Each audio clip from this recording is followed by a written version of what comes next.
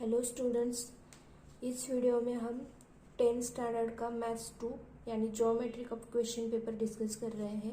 ये first semester examination का paper है। इससे पहले मैंने 3 क्वेश्चंस डिस्कस किए हैं जिसके वीडियो चैनल पे अपलोड किए हुए हैं। तो ये क्वेश्चन 4 है, हम डिस्कस करेंगे अभी। तो देखो क्वेश्चन 4 क्या है, सॉल्व द फॉलोइंग सब क्वेश्चंस एनी टू बोला है। ठीक है, तो फर्स्ट क्वेश्चन क्या है इसमें, prove in a right angle triangle the square of the hypotenuse is equal to the sum of the squares of remaining 2 sides. तो ये थ्योरम है जो आपके बुक में दिया गया है। ठीक है, तो ये थ्योरम आप बुक से देख सकते हो, मतलब रीड कर सकते हो। तो हम एग्जाम्पल सॉल्व कर रहे हैं बस वीडियोज में। तो ये सेकंड एग्जाम्पल हम लेंगे। Triangle A B C is similar to triangle L M N. In A B is 5.5 centimetre, B C is 6 centimetre, C A is 4.5 centimetre. Construct triangle A B C and triangle L M N such that B C by M N is 5/4। तो क्या बोला है, triangle A B C is congruent to triangle L M N. ठीक है, तो देखो ये दो ट्रायंगल सिमिलर है। अगर हमने triangle A B C draw कर लेते हैं हम दो ट्रायंगल्स इस तरह से। ठीक है, सपोज ये है ए बी सी और ये ट्रायंगल है एल एम एन। तो देखो जब दो ट्रायंगल सिमिलर होते हैं तो उनकी करस्पॉन्डिंग साइड्स जो होती है वो उनका रेशो सेम होता है। जैसे कि यहाँ पे दिया है B C by M N is 5/4। देखो बी सी एम एन ये क्या है, बेस है। ए बी सी का बेस क्या है, B C. L M N का बेस क्या दिख रहा है यहाँ पे, एम एन। तो बेस का रेशो लिया है 5/4।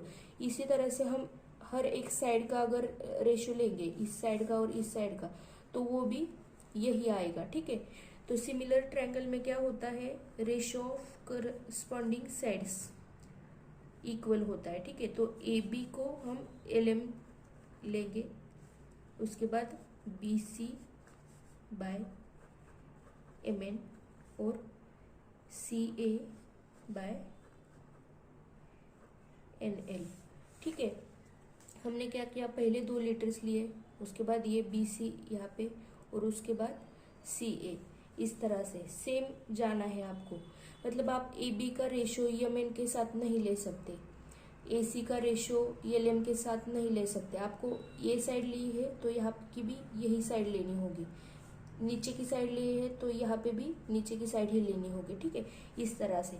अभी आपको B C by M N का रेशो दिया है 5/4, तो ये B C by M N equal है इसके, और यहाँ पे भी मतलब सारे रेशो क्या होंगे आपके 5/4 होंगे।